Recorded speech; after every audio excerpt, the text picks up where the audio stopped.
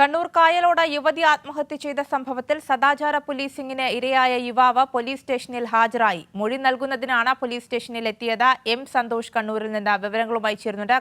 സന്തോഷ്, ഏറ്റവും പ്രധാനപ്പെട്ട വാർത്തയാണ് ഈ ഇരയായ യുവാവ് ഇപ്പോൾ മൊഴി നൽകുന്നതിനായി സ്റ്റേഷനിൽ ഹാജരായിട്ടുണ്ടെന്നാണ് മനസ്സിലാവുന്നത്.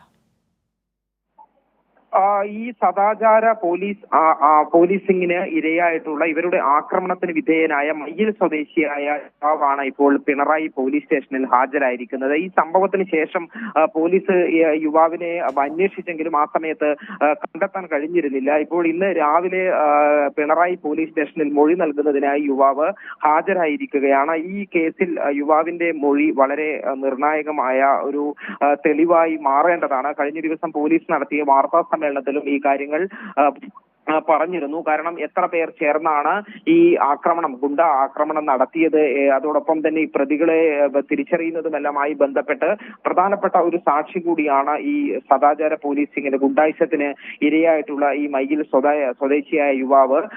ഈ മൊഴി രേഖപ്പെടുത്തുന്നതിനായാണ് യുവാവിനെ പോലീസ് സ്റ്റേഷനിലേക്ക് ഇപ്പോൾ വിളിച്ചു വരുത്തിയിരിക്കുന്നത്.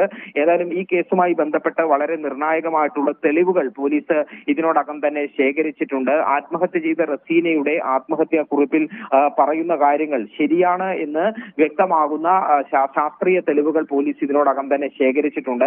CCTV ദൃശ്യങ്ങളും ഒപ്പം തന്നെ ഈ ഫോൺ രേഖകളും എല്ലാം തന്നെ ശേഖരിച്ചിട്ടുണ്ട്. അതുകൊണ്ട് തന്നെ ഈ സംഭവത്തിൽ കൂടുതൽ പ്രതികളുണ്ട്, SDPIക്കാരായ കൂടുതൽ പേർ ഇതിലുണ്ട് എന്നുള്ളതാണ് പോലീസ് മനസ്സിലാക്കിയിട്ടുള്ളത്. ഈ യുവാവിന്റെ മൊഴി കൂടി രേഖപ്പെടുത്തുന്നതിന് പിന്നാലെ കൂടുതൽ അറസ്റ്റ് ഉണ്ടാകും എന്നുള്ളതാണ് മനസ്സിലാകുന്നത്. തീർച്ചയായും സദാചാര പോലീസിംഗിനിരയായ യുവാവ് ഇപ്പോൾ മൊഴി നൽകാനായി പോലീസ് സ്റ്റേഷനിൽ ഹാജരായിരിക്കുകയാണ്. യുവാവിന്റെ മൊഴി ഈ കേസുമായി ബന്ധപ്പെട്ട നിർണായകമാണ്. എം സന്തോഷാണ് വിവരങ്ങൾ നൽകിയത്.